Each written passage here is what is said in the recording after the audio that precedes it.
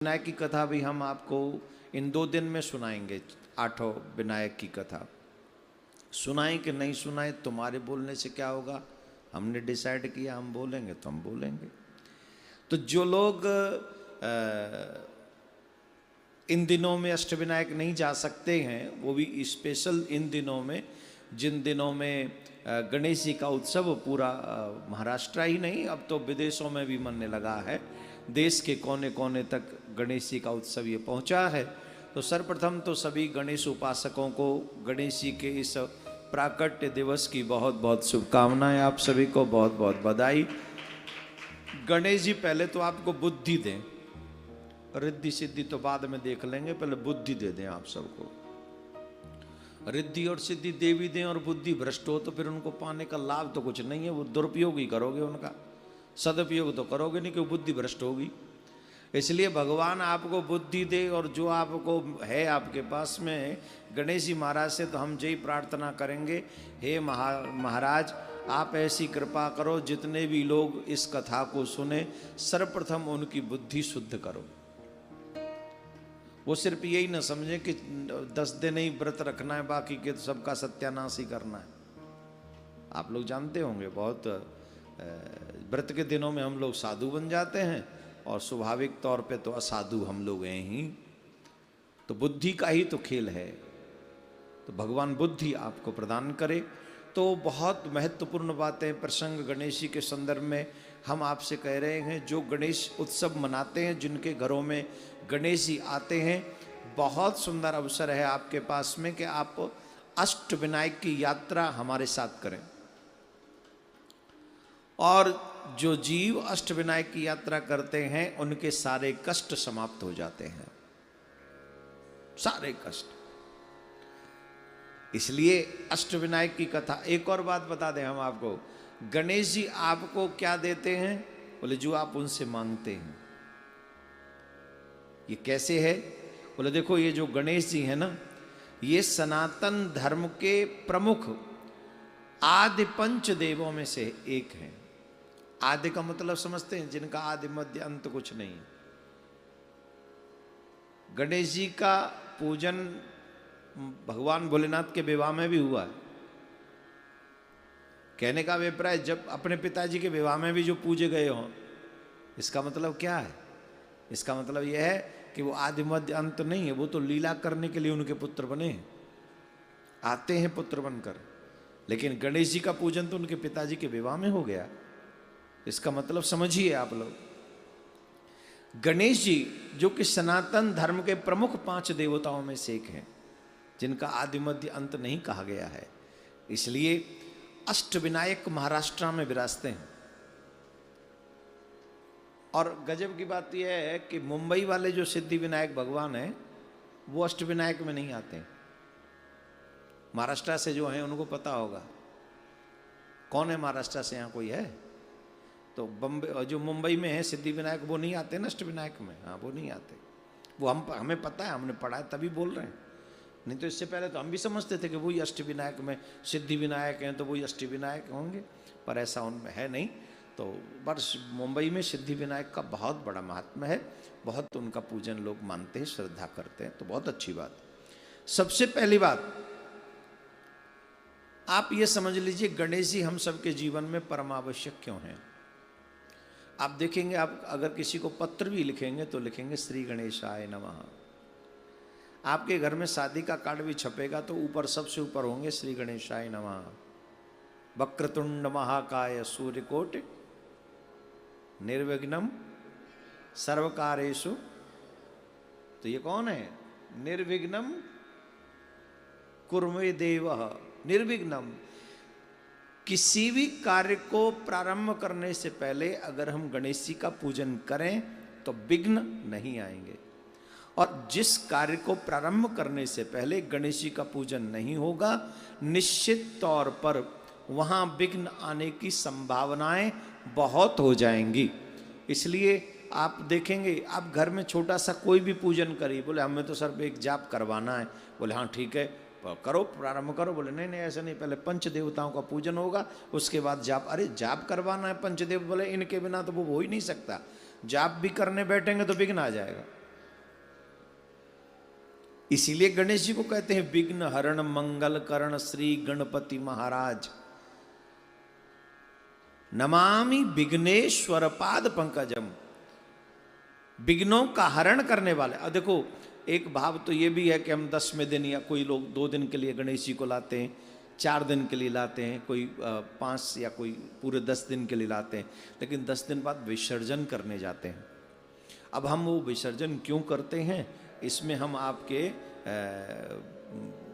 विचार में भाव में कोई बात नहीं कहेंगे, लेकिन एक बात तो कहेंगे कि गणेश जी को लाया तो जा सकता है, विसर्जन नहीं किया जा सकता।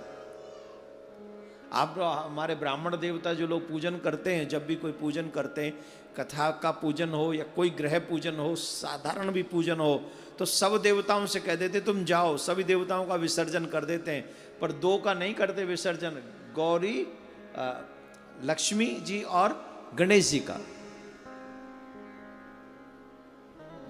कि आप हे गणेश जी, हे लक्ष्मी जी, आप हमारे घर में वास करो, और बाकी के देवता जहां जहां से आए थे वहां वहां।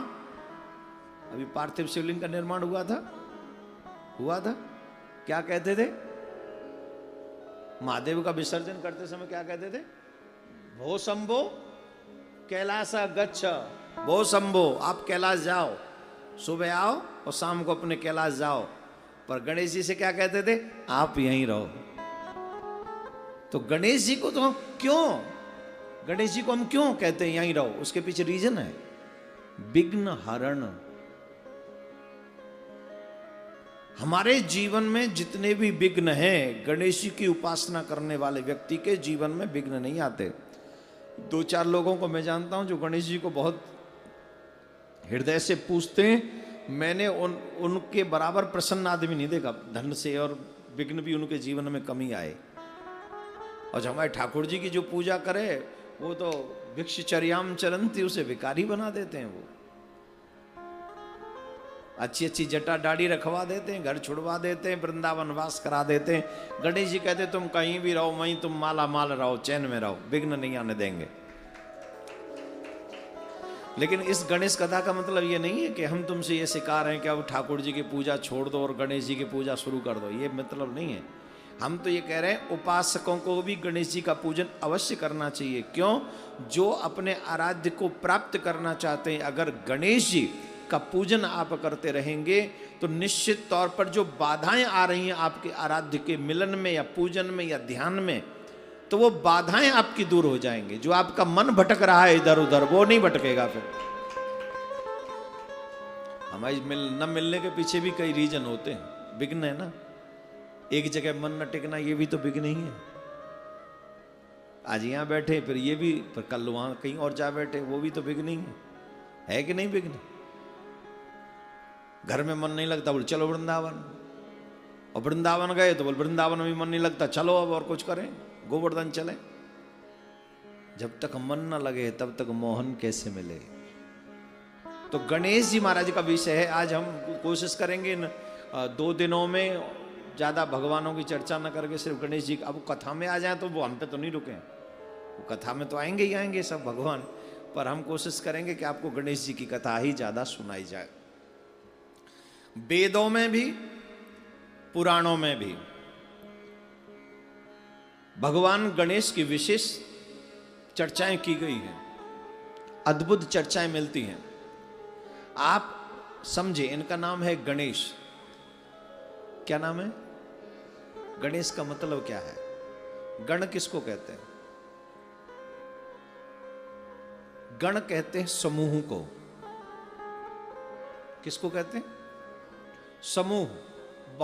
बहुत लोगों का, जहां 10, 20, 50, 100, 10 इन लोगों का जो समूह हो, उन्हें कहते हैं गण। और फिर दूसरा शब्द है ईश। गणों के जो ईश हैं वो गणेश है। जो गणों के ईश हैं वो गणेश हैं। और हमारे ज्योतिष शास्त्र में भी ऐसा कहा गया है, गणस्तु महेशानी गण दीक्षा प्रबंधक। अर्थात ज्योतिष शास्त्र में अश्विनी आदि जन्म नक्षत्रों के अनुसार देव, मानव और राक्षस, ये तीनों गण हैं। कौन है? विराज जाइए, वहीं विराज जाइए, वहीं विराज जाइए, आपकी बड़ी कृपा हो। हाँ। अरे हम हम आस्था पे लाए हुए इस समय। आहा, देखो प्रश्न तो सबके मन में उभरते ही है। राधे राधे बोलना पड़ेगा, जोर से बोलिए, ऐसे नहीं। हाँ, हम प्रश्न करने आए तो उत्तर अभी दीजिए, है ना। बड़ा मुश्किल खेल है, महाराज बनना भी आसान नहीं। चलो खैर, उनका भाव प्रणाम उनको। क्या कर रहे थे हम, कहां थे? लोग को ये नहीं कह रहे थे। 3 गण ज्योतिष शास्त्र में बताए गए। कौन से? वो हैं, ये 3 हैं, मानव, देव और राक्षस। ये तीनों गण हैं। और इन तीनों गणों के जो ईश हैं वो गणेश हैं। देवता भी गणेश की पूजा करते हैं, भगवान गणेश की। मानव भी भगवान गणेश की पूजा करते हैं। और जब जब ज्यादा मार पड़ती है तो दैत्य भी भगवान गणेश की पूजा करते हैं। ये तीनों के देव हैं, ईश हैं, इष्ट हैं, इसलिए ये गणेश हैं। और याद रखिए, मैं आप सबसे भी कह रहा हूं, जिन जिन के घर में गणेश जी बैठे उन सबको ये गणेश कथा सुननी चाहिए। आज से पहले आपने ऐसी कथा सुनी नहीं होंगी आपने, ये हम गारंटी से कह रहे हैं। अलग अलग सुनी होंगी, लेकिन ऐसी नहीं सुनी होगी, क्योंकि हम कथा कह रहे हैं, हमारा अलग ही प्रोग्राम होता है। इसलिए आप सब, कथा तो भगवान की है पर आप सबको सुननी चाहिए। इसलिए जिन जिन के घर में गणेश बैठे हैं, अगर वो लोग घर के बाहर भी गए हैं, जो घर में हैं वो आस्था और यूट्यूब चैनल पर सुने, और जो बाहर गए हैं उन्हें ये शेयर कर दें। क्यों? कथा, गणेश जी ले आए, सुबह शाम आरती कर दी, गणेश जी खुश हो जाएंगे। गणेश जी कब प्रसन्न होंगे? भगवान श्री गणेश एक दंत तब प्रसन्न होंगे जब एक दंत के प्रति आपकी श्रद्धा बलवती होगी, विश्वास मजबूत होगा, समर्पण का भाव बनेगा। लेकिन प्रश्न ये उठता है, वो समर्पण, वो भाव, वो श्रद्धा, रामायण में भगवान भोलेनाथ और मां पार्वती को क्या कहा गया? श्रद्धा विश्वास रूपिणम। श्रद्धा कौन है? मां पार्वती। विश्वास कौन है? बाबा भोलेनाथ। जब श्रद्धा और विश्वास दोनों एक जगह पर हो जाते हैं तो उसके फलस्वरूप ही श्री गणेश की प्राप्ति होती है। ये सिद्धि विनायक है, सिद्धि देने वाले हैं। कोई भी व्यक्ति साधना करता है सिद्धि के लिए, हाँ या ना? कोई भी व्यक्ति जो साधना करता है वो सिद्धि के लिए करता है कि हमारी सिद्धि हमें प्राप्त हो। लेकिन बिना विश्वास के, बिना श्रद्धा के वो सिद्धि प्राप्त नहीं होती। प्रॉब्लम क्या है? पाना तो हम बहुत कुछ चाहते हैं, न तो विश्वास है न श्रद्धा है। जब तक श्रद्धा और विश्वास नहीं होगा, और किसी में भी नहीं है, किसी में मोस्टली तो नहीं है, जो मैं अनुभव करता हूं आजकल, मोस्टली लोगों में न श्रद्धा है न विश्वास है। प्रणाम भी करते हैं, साष्टांग दंडवत करते हैं, दिखते भी, कथा भी सुनते, भजन भी करते, बावजूद इसके श्रद्धा और विश्वास क्यों नहीं है? क्यों? क्योंकि बहुत जल्दी बहुत कुछ पा लेने की इच्छा, इसलिए फंस जाते हैं। नहीं मिलती श्रद्धा न विश्वास। तो उस श्रद्धा और विश्वास जब तक आपके घट में नहीं बैठेगा, तब तक गणेश जी की या किसी भी देवी देवता की सिद्धि आपको प्राप्त नहीं हो सकती। सिद्धि के लिए जरूरी है, आवश्यक है, पहला लक्ष्य है कि आप श्रद्धा अपने मन में रखें और विश्वास पूर्णतः करें। 100 में से 99% नहीं, 100% विश्वास होगा तो फिर सिद्धि प्राप्त होगी। और वो सिद्धि प्रदान करने वाले श्री गणेश जी, अब उनमें हम अपने गणेश जी को ले आए, घर में माला पहना दी, ओ जय गणेश जय गणेश जय गणेश देवा, माता तेरी पार्वती, पिता महादेवा। ये आरती भी हो गई, भोग भी लगा दिया, 3 दिन खूब भजन पे नाचे भी, पर सिद्धि नहीं कोई प्राप्त हुई। वजह, रीजन विश्वास नहीं, रीजन श्रद्धा नहीं। तो बोले महाराज नहीं है तो बाजार से तो मिलती भी नहीं श्रद्धा और विश्वास। एक तो एक बाजार से मिलती है तो बाजार में जाएं, पैसे खर्च करें और ले आएं। पैसे वालों को तो आसान है, जाके खरीद लाएंगे। तो बाजार में तो मिलती नहीं श्रद्धा और विश्वास। तो कहाँ मिलता है ये श्रद्धा और विश्वास? बोले यही श्रद्धा और विश्वास तुम्हारा भगवान की कथाओं से डेवलप होता है। ये जो भगवान की कथा आप सुनते हो, उन कथाओं से आपको श्रद्धा और विश्वास आपका दृढ़ होता है। इसलिए बार बार इन 2 दिनों में, ये 2 दिन की कथा पूरे 10 दिन तक सुनो, जब तक आपके घर में गणेश जी रहे। और इसलिए सुनो जिससे आपकी श्रद्धा और विश्वास बलवती रहे, बढ़े भगवान गणेश में। आपके घर में गणेश जी आए हैं, हालांकि हमने देखा है कई बार ऐसा दृश्य कि जब वो विदा करने जाते हैं तो उनकी आंखों में अश्रु बहते हैं। ये आते हुए तो अच्छे लगते, जाते हुए अच्छे नहीं लगते। और जब जाते समय नेत्र नम हो जाएं, भीग जाएं, पलकें थोड़ी गीली हो जाएं, चाहे किसी से भी विदा होते समय, तो समझना रिलेशन इंटरनली अंदर से है। और वैसे ही अच्छा ठीक है, फॉर्मेलिटी हो तो जय जयराम जी की। कल हम आ रहे थे बागेश्वर धाम से, तो वहाँ महाराज जी की वो हमारी खुद की और महाराज जी के, वो खैर बयान नहीं करनी चाहिए वो बातें, पर ये सच है। आपका स्नेह आपके नैनों से झलकता है, बैनों से नहीं। शब्दों से तो कोई भी कुछ भी कह सकता है। कलाकार बहुत बैठे हैं, ऐसे ऐसे मिठा, महाराज बड़े गजब के शब्द बोलेंगे, लेकिन अंदर एकदम खाली पिंजरा है, कुछ नहीं।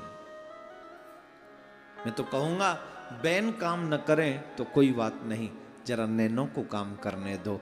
वो बता दें कि तुम कन्हैया से प्यार करते हो, गोविंद से प्यार करते हो, अपने गुरु से प्यार करते हो। तुम्हारे नैन, तुम्हारा कर्म ये प्रदर्शित कर दे।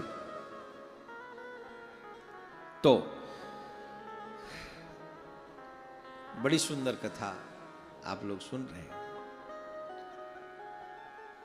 श्री गणेश जी की।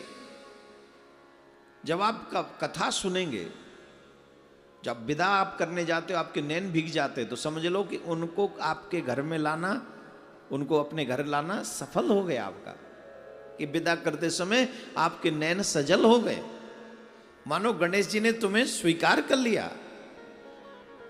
और उनकी पूजा वैसे ही करनी चाहिए जैसे हम अपने परिवारीजनों की सेवा पूजा करते हैं। फॉर्मेलिटी नहीं करनी चाहिए, सिर्फ फॉर्मेलिटी नहीं। जैसे अपने बच्चों का ध्यान रखते हो, जैसे अपने माँ बाप का ध्यान रखते हो, जैसे अपना ध्यान रखते हो, वैसे ही सोने से पहले उनको सुलाओ, जग के स्नान करो, फिर स्नान करके तुरंत उनको जगाओ, उनको फिर स्नान कराओ, फिर भोग लगाओ इत्यादि, वो पूजा क्रम। और भगवान गणेश जी की पूजा में, भोग में क्या होना चाहिए? पान चढ़े, फूल चढ़े और चढ़े मेवा, लड्डुअन को भोग लगे, लड्डुअन को भोग लगे। खुद मत खाना। लड्डुआ के नाम पे याद आ गया, माँ यशोदा ने एक बार गणेश जी को भोग लगाने के लिए लड्डुआ बनाए। हा, अब वो सुनाएंगे नहीं, वो आपको सुना रखी हमने पहले, तो सुनाएंगे अब गणेश जी की कथा। तो गणेश जी के लिए यशोदा मैया ने लड्डुआ बनाए थे। क्यों? क्योंकि गणेश जी को मोदक प्रिय। साधकों को क्यों करनी चाहिए गणेश जी की पूजा या उनका पूजन या उनका ध्यान? तुलसीदास बाबा विनय पत्रिका में एक पद लिखते हैं, और उस पद में गाइए गणपति जगवंदन शंकर सुवन, गाइए गणपति जगवंदन। आप सुनेंगे ये पद, गाइए, बहुत सुन, विनय पत्रिका में। और आखिरी पंक्ति सुनने लायक है, वो पंक्ति सुनिए तो आपको पता चलेगा किस लिए और क्यों, किस लिए और क्यों हमें गणेश जी का पूजन प्रत्येक साधक को करना चाहिए, चाहे वो किसी भी देवी देवता को माने। गाना चाहिए। गाइए गणपति जगवंदन, गाइए गणपति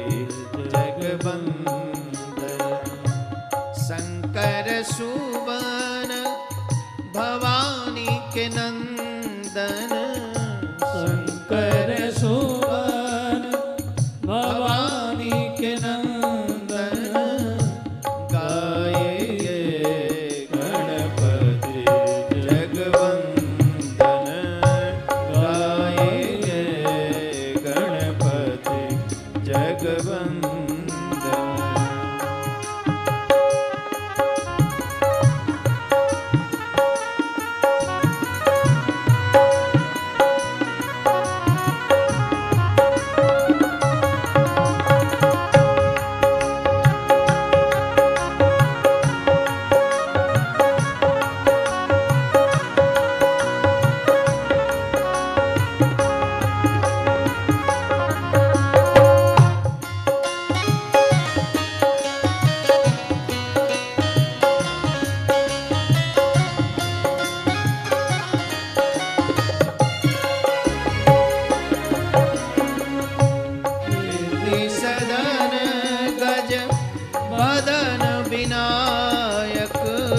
सिद्धि सदन गज बदन विनायक कृपा सिंधु सुंदर सबलायक कृपा सिंधु सुंदर सबलायक गाये गणपति जगवंदन गाये गणपति जगवंदन।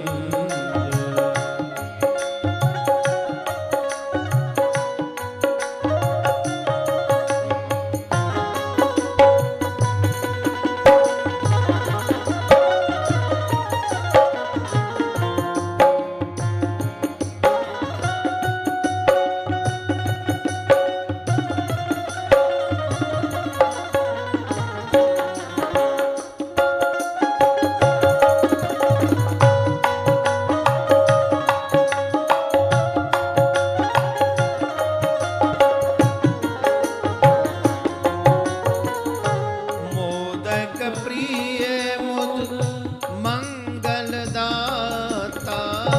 मोदक प्रिय मुद मंगलदाता विद्या बारिद बुद्धि विधाता विद्या बारिद बुद्धि विधाता गाएंगे गणपति जगवंदन गाएंगे गणपति जगवंदन।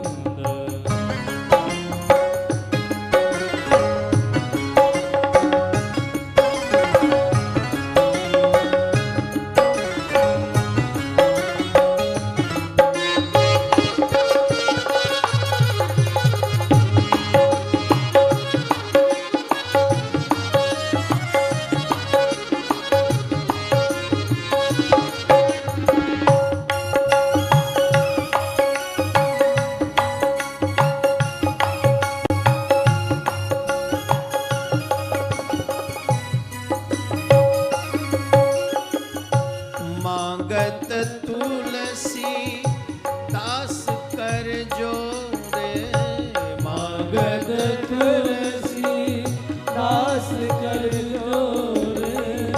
इस पंक्ति पे ध्यान दीजिए, इसलिए कह रहा था कि पूरे भजन को ध्यान से सुनो और इस पंक्ति को ध्यान से सुनो। वंदना किसकी कर रहे हैं? गणेश जी की। और मांग क्या रहे हैं तुलसीदास जी? मांगत तुलसी दास कर जोरे मांगत तुलसी दास कर जोरे। बसहु राम सिय मानस मोरे बसहु राम सिय मानस मोरे। मांगत देवकी नंदन कर जोरे मांगत देव नंदन कर जोरे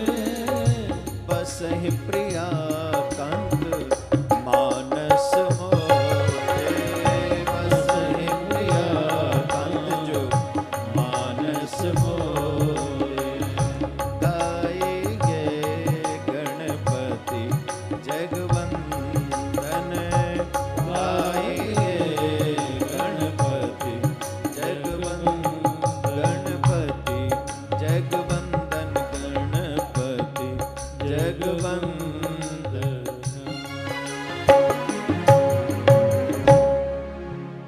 क्या बोलना पड़ेगा? ऐसे नहीं, जरा जोर से, और जोर से, और जोर से।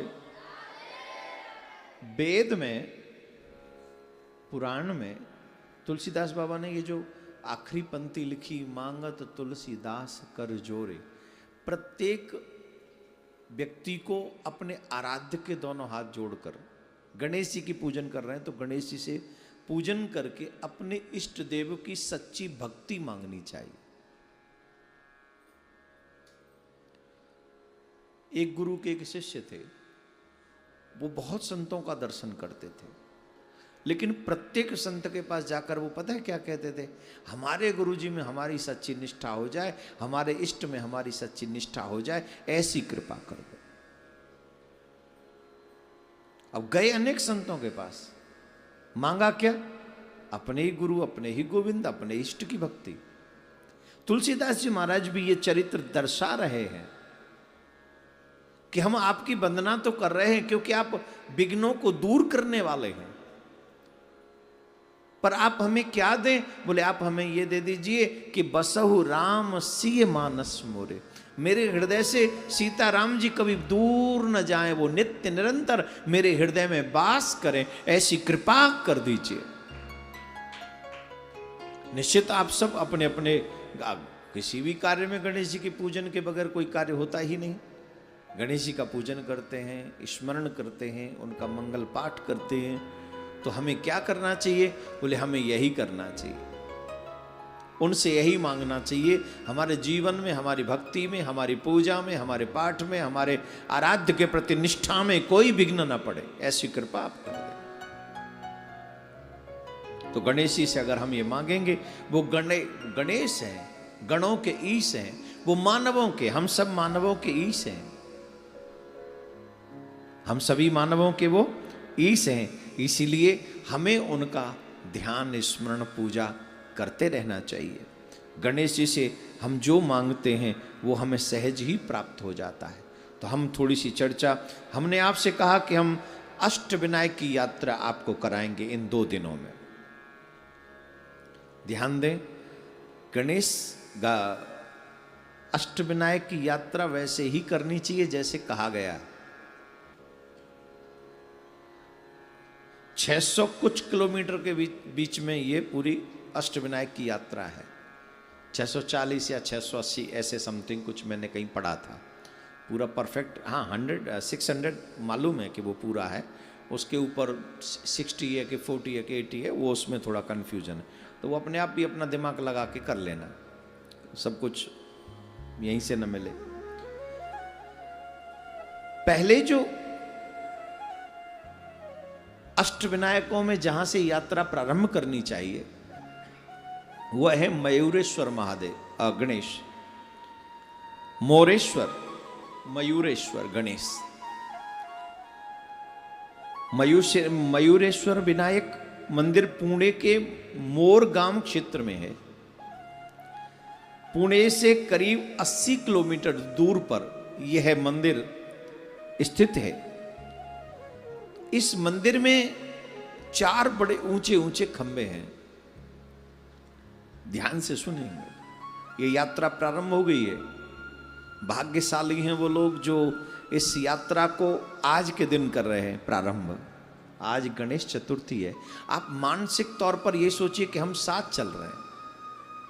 ये मत सोचिए कि हम अपने घरों में बैठे हैं। आप जहां भी बैठे हैं आप ये सोचिए आप हमारे साथ में महाराष्ट्र में है इस समय। हम भी यही सोच रहे हैं। हम वृंदावन में नहीं है, आज और कल, आज और कल हम वृंदावन में नहीं बैठेंगे। आज और कल हम महाराष्ट्र में रहेंगे, अष्टविनायक की यात्रा करेंगे मानसिक तौर पर। शरीर तो यहीं पड़ा है, शरीर कहाँ जाएगा यहाँ से? इतनी जल्दी तो नहीं जा सकते। फ्लाइट में आजकल जाना ठीक नहीं, कितने ये टेस्ट और वो टेस्ट और टायर बस्ट हो जाता है टेस्ट करा करा के, तो वो आजकल उतना संभव नहीं जल्दी से। तो ध्यान से सुने, प्रेम से सुने। हम लोग आज से ये यात्रा प्रारंभ कर रहे हैं। भाग्यशाली लोगों को चाहिए कि इस यात्रा में आप हमारे साथ में रहें, अपने भाग्य का उदय कराएं। जब हम जिस जगह का नाम लें तो आपके मन में ये तुरंत भाव आ जाना चाहिए, अब हम वहीं पर हैं। वहाँ कैसे दर्शन होते हैं, वहाँ गणेश भगवान किस रूप में बैठे हुए हैं, वो हम आपको बताएंगे। लेकिन निश्चित भाव आपका ये रहे कि हम इस समय हम वहीं पर बैठे हुए। ये भाव नहीं आया तो फिर यात्रा कैसे, मानसिक परिक्रमा नहीं हो पाएगी। तो मानसिक परिक्रमा के लिए आपको ये भाव रखना ही है। बोलो राधे राधे।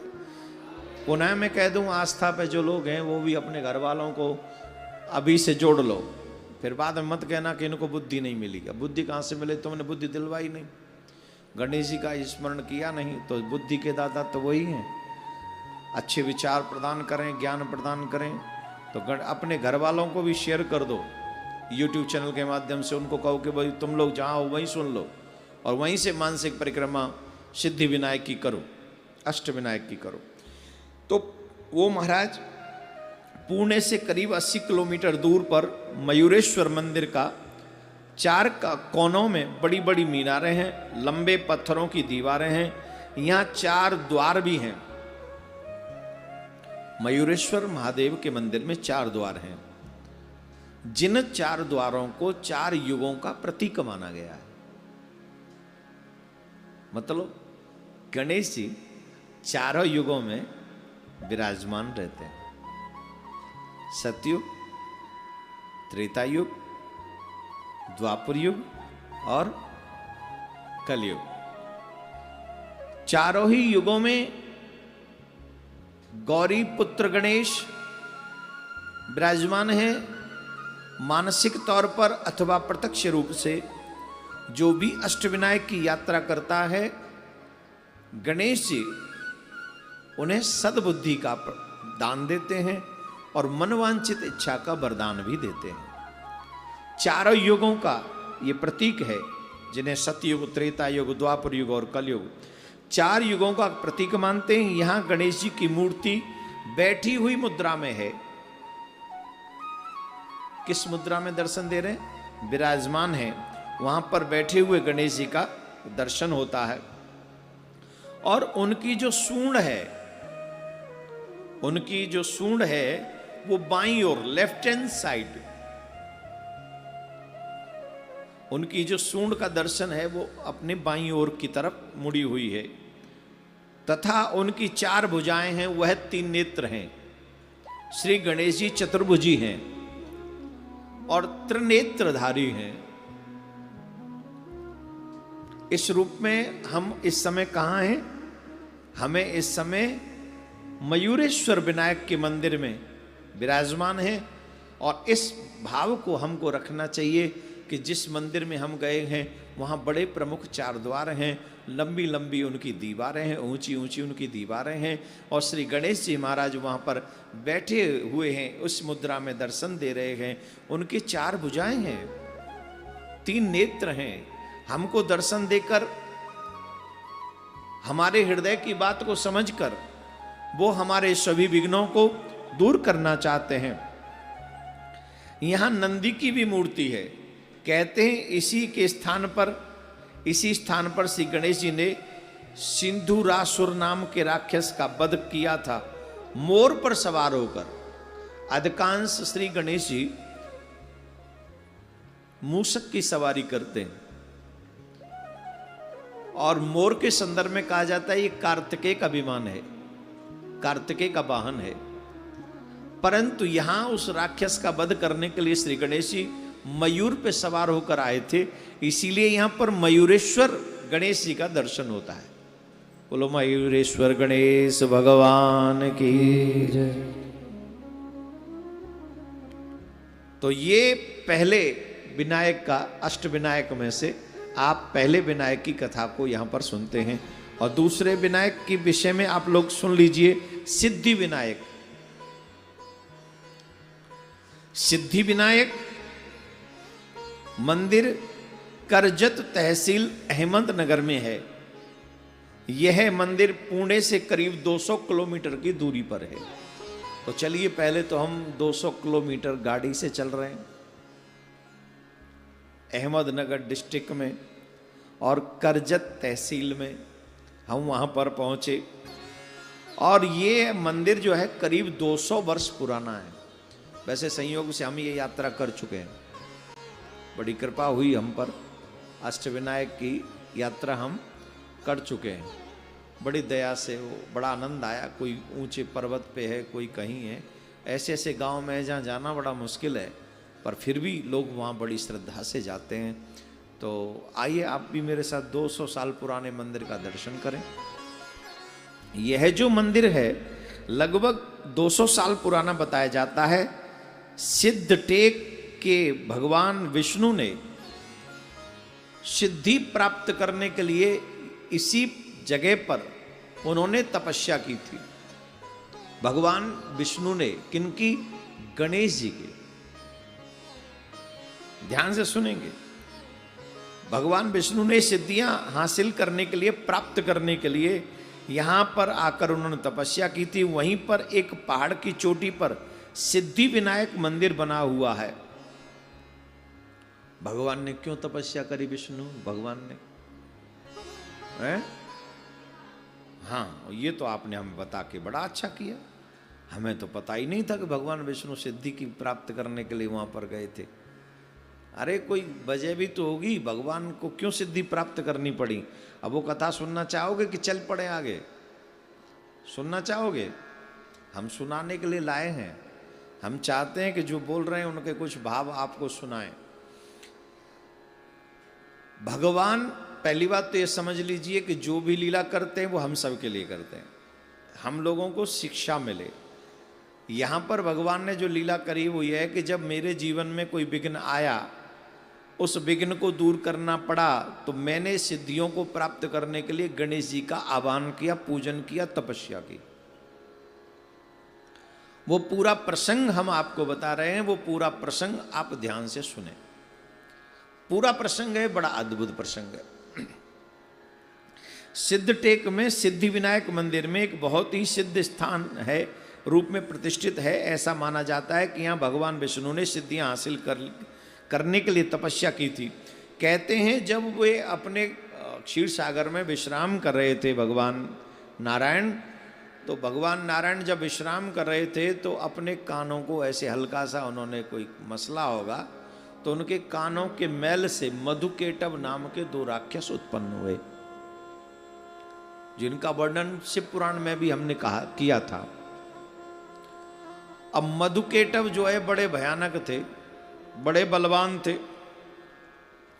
दैत्य मधु और केटव का बहुत समय तक, पहले तो वो मानने को तैयार नहीं थे। हराते हराते शिव पुराण में कथा अलग तरीके से कही गई है और यहां थोड़ा सा अलग भिन्न तरीके से। पर आप ये समझिए कि भगवान विष्णु ने बहुत काल तक मधु केटव के साथ में युद्ध किया, बहुत काल तक। और बहुत काल तक युद्ध करने पर भी मधु केटव को वो परास्त न कर सके। भगवान नारायण परास्त नहीं कर सके। तो जब परास्त न कर सके तो नारायण भगवान बाबा भोलेनाथ के पास गए सलाह मशवरा करने के लिए, विचार करने के लिए, विचार विमर्श करने के लिए। कहने लगे महाराज ये मर ही नहीं रहे, क्या करें? लड़ते लड़ते बहुत समय बीत तो गया, क्या करें इनका?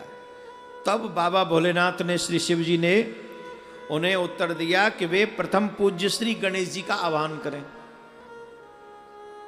विघ्न ही तो है भाई, हम उसे हरा नहीं पा रहे हैं, हराने में विघ्न ही तो पड़ रहा है। इसलिए भगवान नारायण से शिव जी ने कहा कि आप प्रथम पूज्य श्री गणेश जी का आवाहन करना भूल गए हैं, इसीलिए आप इन्हें परास्त नहीं कर पा रहे हैं। इसके लिए भगवान श्री विष्णु ने सिद्धटेक में जाकर उन्होंने कहा कि आप जाकर तपस्या करो और ओम श्री गणेशाय नमः इस मंत्र का जाप करो। कौन से मंत्र का? ओम श्री गणेशाय नमः। हमने कहा था प्रणव का उच्चारण जो यज्ञोपवी धारण नहीं करते उनको नहीं करना चाहिए, है ना?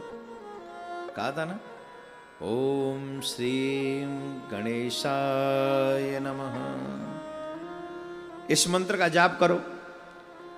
तो श्री हरि भगवान शंकर के इस विचार से सहमत होकर वहीं पर सिद्ध टेक में पहाड़ों की चोटी पर पहुंचे और वहां इसी मंत्र का श्रद्धा पूर्वक जाप करने लगे। फिर एक बात ध्यान से सुने, श्रद्धा पूर्वक जाप करने लगे। पुनः एक बार कहता हूं, विश्वास के सहित वो जाप करने लगे। विश्वास किन की बातों पर? बोले अब शिव जी की बातों पर। शिव जी कौन है? शिव जी कौन है? आपके गुरु जी ही शिव जी हैं, जो ज्ञान प्रदान करे, जो भक्ति प्रदान करे, जो भगवान का मार्ग प्रदान करे। शंकर रूपिणम, वो गुरु ही हैं। और जब तक उनके वचनों पर विश्वास न हो, 90% हम लोगों को अपने गुरुजनों पर विश्वास नहीं है। आज के लोगों की बात कर रहा हूं, पहले के लोगों की नहीं। क्यों नहीं है? बोले खान पीन शुद्ध नहीं है। भागवत भी सुन लो, शिव पुराण भी सुन लो, देवी पुराण भी सुन लो, अब गणेश कथा भी सुन लो, बावजूद इसके टिकाऊ नहीं है हमारी श्रद्धा और विश्वास। गंगा गए तो गंगा दास, जमुना गए तो जमुना दास, इसलिए जीवन हो गया बकवास। क्या हो गया? अरे भाई, अगर हमें वेद व्यास जी के वचनों पर विश्वास ना हो तो हम कथा क्यों करें? इसे तो बढ़िया हम घर बैठे, हमें कथा सुनाने की आवश्यकता नहीं है। हम तभी सुने जब वेद व्यास जी पर हमें इतना विश्वास हो कि नहीं, व्यास जी ने जो लिखा है वो जनमानस के कल्याण के लिए उपयुक्त है, तब उसे पढ़ें, उस पर समय दें और उसके बाद में आगे बढ़ें। तब वो फलदायक होगा, तब वो लाभदायक होगा।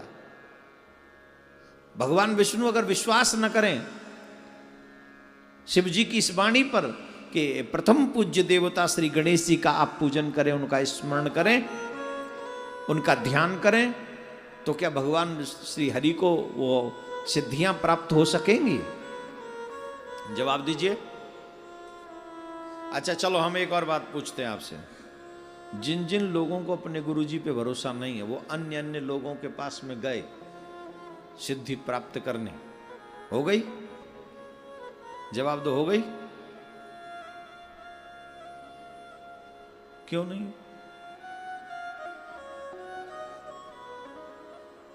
जब तुम्हें अपने पे भरोसा नहीं, अन्यत्र भटकोगे तो कैसे मिल जाए भगवान? भगवान तो कहेगा ये तो मुझ पे भी भरोसा न करे, मुझे ही पाना चाहता है, मेरी सिद्धि करना चाहता है, लेकिन जब मैं इसके मुताबिक नहीं दूंगा तो मुझे भी छोड़ के कहीं और बैठ जाएगा जाके।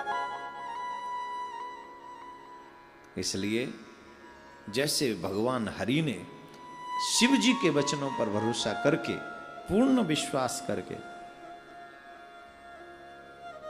पर्वत पे जाके गणेश जी का आह्वान किया और पूजन किया, स्मरण किया, वैसे ही हमें भी अपने गुरु मंत्र में सच्ची निष्ठा रखनी चाहिए। देखो, विश्वास नहीं है तो कुछ भी नहीं है। विश्वास ना हो तो डॉक्टर की दवा नहीं लगती, मंत्र तो फिर थोड़ा बाद में काम करेगा। डॉक्टर की दवा भी नहीं लगती, क्योंकि आप कहते हो डॉक्टर पे भरोसा नहीं है। अगर भरोसा चाहते हो तो बहुत जरूरी है कि आप चाहते हो कि लाभ हो तो भरोसा परम आवश्यक है। भक्ति में भी, तो भक्ति में सब कुछ किया धराई श्रद्धा और विश्वास का है, और कोई ऑप्शन नहीं है यहाँ। तुम्हारी दवा भी और तुम्हारा रोग भी, तुम्हारी समस्या भी, तुम्हारा समाधान भी, सब कुछ श्रद्धा और विश्वास पे टिका है। यहाँ प्रिया कांजू के दरबार में कितने लोग आते हैं? बहुतों को मिल गया, पर यहाँ ऐसे भी आते हैं जिनको कुछ नहीं मिला।